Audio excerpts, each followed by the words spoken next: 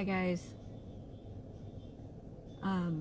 this is Tiffany 100 Plus. I see a couple people hopping on now. I am in my car outside of Southeast Veterinary Neurology, so I don't know if the signal is going to be clear out here. I'm hoping it is.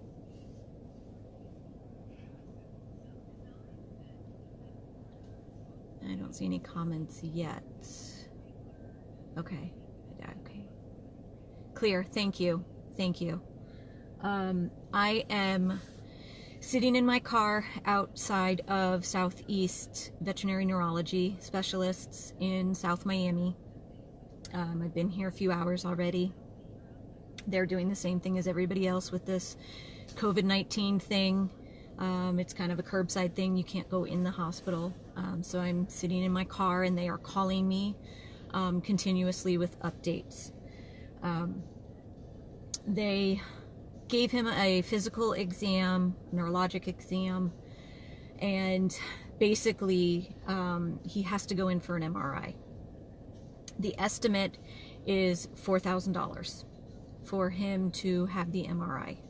I don't have anything in paper to show you because we did everything electronically. Again, with COVID, they're trying to limit the amount of cross-contamination.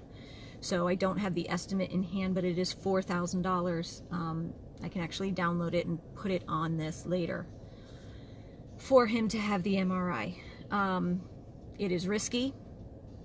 It is risky because he is so young. It is risky because it is anesthesia on a dog that potentially has a brain issue. But it is the only way we're going to be able to find out exactly what is wrong with him. We have tested him for distemper. We did that on Saturday. Those test results are pending. We tested him for parvo yesterday. Those tests came back negative, thank God. They also tested for a liver shunt. Those results are pending because sometimes liver shunts can cause neurologic issues. Distemper could cause neurologic issues. Certain bacterial and viruses can cause neurologic and spinal issues.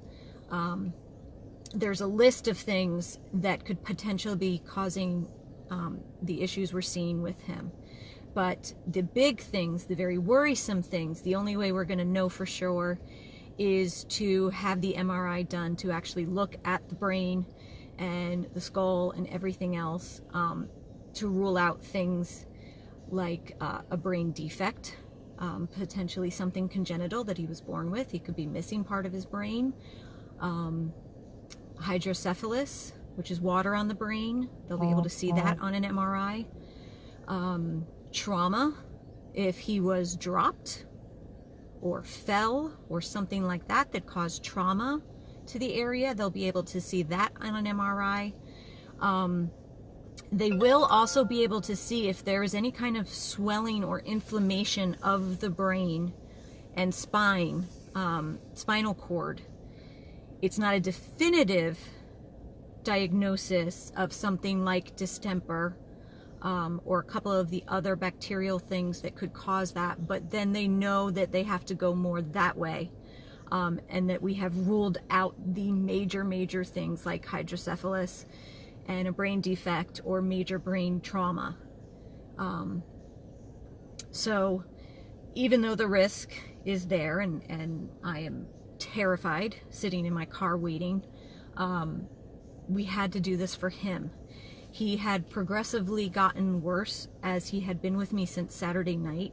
The last 36 hours were pretty horrific for me, with him crying and pacing and sometimes screaming and being up all night and not being able to comfort him or calm him.